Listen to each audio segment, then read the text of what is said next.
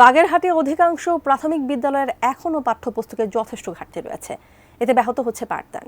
বিস্তারিত জানাতে বাগেরহাট সরকারি উচ্চ বিদ্যালয় থেকে সরাসরি যুক্ত হচ্ছেন প্রতিনিধি আমিরুল হক বাবু। বাবু, এই বিষয়ে আমাদের কাছে কি জানাবেন, একটু বলবেন। তানিয়া, আপনি যেমনটি বলছিলেন, আমি কিন্তু কিছুক্ষণ আগেও বাগেরহাট যে শিক্ষা অফিসার যিনি রয়েছেন, জেলার মাধ্যমিক শিক্ষা অফিসার, আমি ওনার সঙ্গে কথা বলেছি। উনি আমাকে যেটা জানিয়েছেন যে সপ্তম শ্রেণীতে কিন্তু মাত্র 3টি বিষয়ের বই পাওয়া গেছে, যেটি হলো বাংলা, গণিত এবং ইংরেজি। এবং তিনি আরও জানিয়েছেন যে ষষ্ঠ শ্রেণীতে 80% এবং নবম শ্রেণীতে কিন্তু 60% বই ইতিমধ্যে পৌঁছে গিয়েছে এবং সেটা শিক্ষার্থীদের মাঝে তারা বিতরণ করে দিয়েছেন।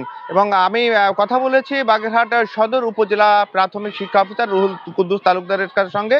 তিনি আমাকে যেটা নিশ্চিত করেছেন যে বাগেরহাটের প্রাথমিক বিদ্যালয়গুলিতে সকল সদরের উপজেলার যে স্কুল বিদ্যালয়গুলি রয়েছে সেই বিদ্যালয়ে কিন্তু বই ইতিমধ্যে পৌঁছে দিয়েছেন। এবং যেসব উপকূলীয় অঞ্চল আছে সেখানে একটু বই যেতে একটু দেরি হতে পারে, তো সেই সব বিদ্যালয়ের শিক্ষকদেরকে নির্দেশ দিয়েছেন তারা শিক্ষার্থীদের সঙ্গে অথবা অভিভাবকদের সঙ্গে যোগাযোগ রেখে তাদেরকে বন্ধের মধ্যে যেন পৌঁছে দেয়।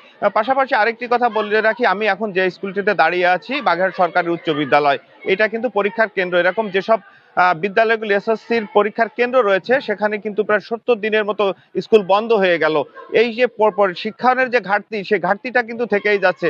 তবে কিছু কিছু শিক্ষকরা বলছেন যে এই ঘাটতি কিন্তু পূরণ করা আদৌ সম্ভব নয়। তবে কিছুটা হয়তো পূরণ করা যাবে, সেটি অভিভাবক এবং শিক্ষার্থী এবং শিক্ষকদের সমন্বয়ে যদি আন্তরিকতা থাকে, পড়াশোনার প্রতি যদি আগ্রহ থাকে, তো সেক্ষেত্রে এটা সমন্বয় করা আসলে সম্ভব হবে। এছাড়া এই ক্ষতি পুষিয়ে ওঠাতে কিন্তু কোনোভাবেই সম্ভব হবে না, এমনটি বলছেন শিক্ষকরা। তো তানিয়া, এই ছিল বাগেরহাট থেকে।